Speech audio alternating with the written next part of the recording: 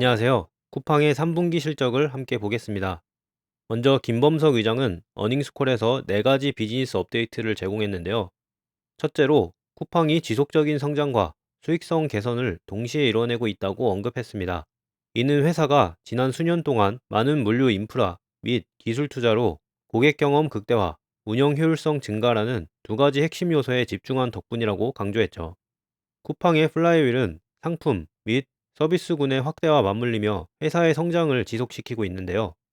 우선 쿠팡이 입주한 가맹점들은 회사의 물류 인프라 및 기술 등을 활용하여 비용 절감 효과를 누릴 수 있고, 소비자들은 이런 가맹점들과 쿠팡이 제공하는 로켓 서비스를 통해서 더 많은 서비스 및 상품들을 편리하게 구매할 수 있습니다. 결국 이러한 선순환이 더 많은 판매자를 쿠팡의 생태계로 끌어들임으로써 플라이휠 효과가 더욱 가속화되는 것이죠. 특히 쿠팡은 이번 3분기에도 지속적으로 1P 및 3P 상품군을 계속 확장하고 있는데요. 예를 들어 활성 고객 수는 전년 대비 14% 증가하며 2021년 팬데믹 영향권 이후로 가장 빠른 성장률을 기록했습니다. 그 결과 이커머스 매출도 계속 증가하고 있죠. 또한 쿠팡에서 판매되는 상품들 중에서 로켓 배송 혜택을 받는 수도 늘고 있는데요. 한마디로 소비자들이 더 빠르게 그리고 더 저렴하게 구매할 수 있는 품목의 수가 늘고 있는 겁니다. 이런 혜택의 증가는 결국 소비자들이 로켓 회원으로 계속 남고 쿠팡에서 더 많은 돈을 쓰는 주요 원인이 되고 있습니다. 아울러 프레시, 신성식품과 같은 새로운 카테고리들은 회사 전체 및 시장 전반의 성장률보다 2배 이상 빠르게 성장하고 있습니다. 그리고 제3자 판매자들을 통하는 3P는 다른 부분들보다 더 빠르게 성장하고 있는데요. 이런 성과들에도 불구하고 경영진은 아직도 활성 고객 수와 고객당 지출 2가지 모두 추가 성장 잠재력이 있다고 강조했는데요. 그 이유는 한국 소매 시장은 3년 안에 5,500억 달러를 초과할 것으로 예상되는데, 이에 반해 쿠팡은 아직 이 총 소매 시장에서 고작 한 자릿수의 점유율만 가지고 있기 때문입니다. 와우 멤버십은 쿠팡 생태계를 통해 소비자들이 누리는 혜택과 가치를 계속 극대화하는 중요한 역할을 하고 있는데요.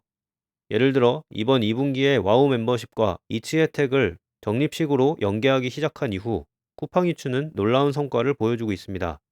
고객 및 주문량의 빠른 증가로 이어졌을 뿐만 아니라 와우 회원의 적립 프로그램 참여자가 90%나 증가하는 결과를 가져온 것이죠. 또한 프로그램이 도입된 지역 중 75% 이상에서 거래량이 2배 이상이나 증가했다고 합니다. 이와 같은 성과를 바탕으로 경영진은 이츠가 올해 말까지 약 20%의 시장 점유율을 가져올 것으로 예상했는데요. 이는 와우 적립 프로그램 출시 당시보다 무려 2배 수준에 달합니다. 그리고 이와 함께 추가 사실들도 공유됐는데요. 예를 들어 이제 쿠팡 이츠는 와우 멤버십에 가입된 회원이라면 영구적으로 이용이 가능한 옵션이라는 걸 언급하면서 3분기 기준으로 와우 회원 중 단 20%만이 이츠를 통해 소비를 했기 때문에 아직도 추가 성장 여력이 크다는 걸 강조했습니다. 또한 이 프로그램이 출시된 지역에서 이츠를 통해 주문을 하는 와우 회원은 이 서비스를 이용하지 않는 회원들보다 2배나 더 많이 지출한다고 합니다. 마지막으로 김 의장은 대만 진출에 대해 업데이트를 제공했는데요. 쿠팡이 대만에서 성공적으로 자리 잡을 가능성이 빠르게 증가하고 있다고 주장했습니다. 일례로 로켓 배송은 대만에 2022년 10월에 출시됐는데, 이전 한국 출시 때와 비교하면 영업 첫 해에 더 빠른 성장률을 기록한다고 했죠. 또한 쿠팡 앱은 2023년 대만에서 가장 많이 다운로드된 앱이 될 거로 예상되는데요. 이는 쿠팡의 서비스가 그만큼 대만 소비자들을 사로잡고 있다는 증거라고 했습니다. 대만에서의 성장은 회사에게도 이익이지만 한국의 다른 가맹점들이나 공급업체들에도 새로운 기회를 제공한다고 하는데요. 왜냐하면 12,000개가 넘는 중소기업들이 1년도 되지 않아 대만으로의 제품 수출이 가능하게 된 것이죠. 한국의 중소기업들이 해외 고객을 유치하는 건 쉽지 않은 일인데 쿠팡이 이 과정을 단순화해준다는 겁니다. 이젠 회사의 3분기 재무실적을 보겠습니다. 먼저 활성 고객 수는 3분기 말 2,040만 명으로 전년 대비 14% 증가했으며, 고객당 매출은 296달러로 전년 대비 4% 증가했습니다. 따라서 쿠팡의 총 매출은 62억 달러로 전년 대비 18% 증가했네요. 그리고 이 총 매출은 2가지 부문으로 나눌 수 있는데요. 먼저 국내 이커머스로 이루어진 프로덕트 커머스 사업부는 60억 달러의 매출로 전년 대비 18% 증가했으며, 쿠팡이츠와 대만을 포함한 디벨로핑 어퍼링즈는 전년 동기 대비 40%나 증가한 2억 1,800만 달러의 매출을 기록했습니다. 영업 비용을 보면 매출 원가는 46억 달러로 전년 대비 19% 증가했는데요. 일반 관리비는 15억 달러로 전년 대비 28% 증가했는데 3분기에 총 매출 비용이 전년 동기보다 1.2% 이상 증가한 건 FLC 사업부의 회계 변경 때문입니다. 한마디로 회사의 경쟁력이 약화된 게 아니라 회계 정책으로 인한 거기 때문에 주주 입장에선 걱정이 덜하다고 할 수 있죠. 그 결과 쿠팡의 총 영업이익은 8,700만 달러로 전년 대비 13% 증가했습니다. 올해 첫 9개월 동안의 영업 현금 흐름은 플러스 20억 달러로 1년 전에 마이너스 1,500만 달러에서 크게 개선되었고요. 그리고 유형자산 투자는 6억 6천만 달러로 전년 대비 6% 감소했습니다. 이렇게 물류 투자를 줄이면서도 성장이 지속된다는 건 역시나 좋은 소식이죠. 쿠팡의 현금 흐름을 12개월 롤링으로 정리해보면 자유현금 흐름은 19억 달러로 전년 대비 28억 달러나 증가했습니다. 덕분에 쿠팡의 현금 잔고는 지난해 31억 달러에서 최근 53억 달러까지 크게 증가했습니다. 소프트뱅크에서 수조 원의 투자를 받으며 시장의 주목을 받던 때가 있었는데 이제는 매년 수조 원의 현금이 추가로 쌓이는 회사로 탈바꿈된 모습이죠. 이제 Q&A 섹션에서 언급되었던 내용들 중에서 쿠팡의 기업 가치를 계산하는 데 사용하는 DCF 파이낸셜 모델에 영향을 주는 세 가지 내용을 보겠습니다. 첫째로 프로덕트 커머스 사업부의 이비다 마진 변동과 관련해서 경영진은 가격 또는 가격 정책의 변경 때문이 아니라고 했는데요. 주요 원인은 상품군의 확대를 위해 신규 가맹점 입점 비용과 같은 일회성 비용이라고 밝혔습니다. 예를 들어 FLC 사업에서 신규 가맹점 인수 비용을 제외할 시 마진이 증가하는 구조라고 밝힌 것이죠. 또한 쿠팡은 중장기로 이커머스에서 조정된 이비다 기준 10% 이상의 마진을 유지할 수 있다고 봤으며 현금 흐름도 이에 상응하게 될 거라고 말하며 장기 재무 성과에 대한 자신감을 보였습니다.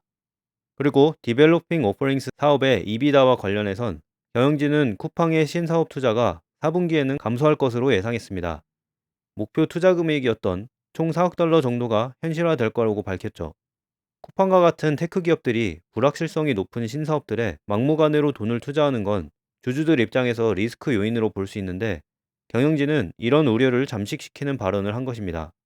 실제로 대만, 쿠팡이츠, 쿠팡플레이 등의 선전을 봤을 때 100% 성공하는 건 아니지만 쿠팡의 투자 성적이 나쁘진 않다고 볼 수 있습니다.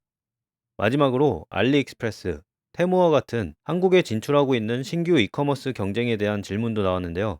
김범석 의장은 쿠팡이 3개 분기 연속으로 빠른 매출 성장과 활성화 고객 수의 증가를 현실화하면서 이런 신규 경쟁사들과 대비해서 실력을 입증했다고 주장했습니다.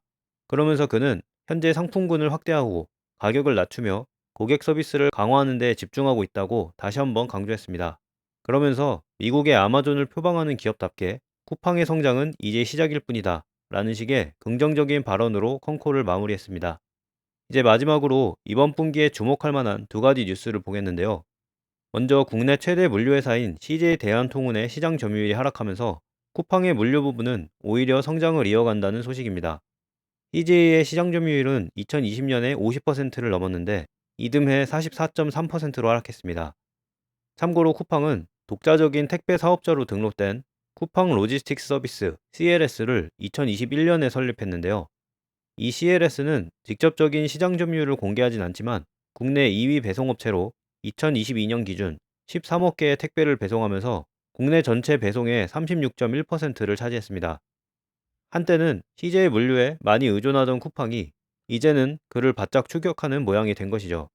다음은 쿠팡의 OTT 플랫폼인 쿠팡 플레이가 스트리밍 경쟁사들을 압도했다는 소식인데요. 플레이에 주목할 만한 성과는 다음과 같습니다. 먼저 국내 및 글로벌 경쟁사들을 모두 제치고 한국에서 가장 빠른 연간 가입자 증가율을 달성했는데 신규 사용자 수가 232만 명이나 된 것이죠. 그 결과 출시된 지 3년도 되지 않아서 총 가입자 수 600만 명을 돌파했습니다. 그리고 지난달 기준 플레이의 가입자 수가 634만 명으로 국내 스트리밍 플랫폼 중에서 가장 높은 숫자라는 기사가 나온 것이죠. 최근 CJ ENM을 제치고 2024-25 시즌부터 28-29까지 한국에서의 독일 분데스리가 독점 중계권을 확보했다는 소식이 있었습니다. 또 다른 경쟁자인 왓챠는 이용자 수가 23만 명 감소했다는 소식도 있었고요. 이뿐만 아니라 한국의 2위 스트리밍 서비스인 디즈니 플러스는 쿠팡의 절반도 안 되는 103만 명의 신규 이용자만 확보했다는 소식입니다. 물론 쿠팡 플레이는 이커머스나 쿠팡 이츠 등의 다른 혜택과 연계된 서비스라서 완전히 동일선상에서 비교할 수는 없지만, 어쨌든 그럼에도 불구하고 쿠팡이 모든 자산을 동원해서 강력한 플랫폼 기업으로 거듭나고 있다는 사실은 여전히 유효한 것 같습니다. 오늘 등장한 최신 소식들은 쿠팡의 가치평가 금융 모델에 반영할 예정이고요. 이 결과는 월스트리트 트레이닝 인강이나 케이스 스터디 강의 등을 통해서 공개될 예정입니다. 오늘도 공부하느라 수고하셨고, 다른 빅테크 기업들의 최신 재무 분석 등을 받아보시려면 구독과 좋아요 부탁드립니다.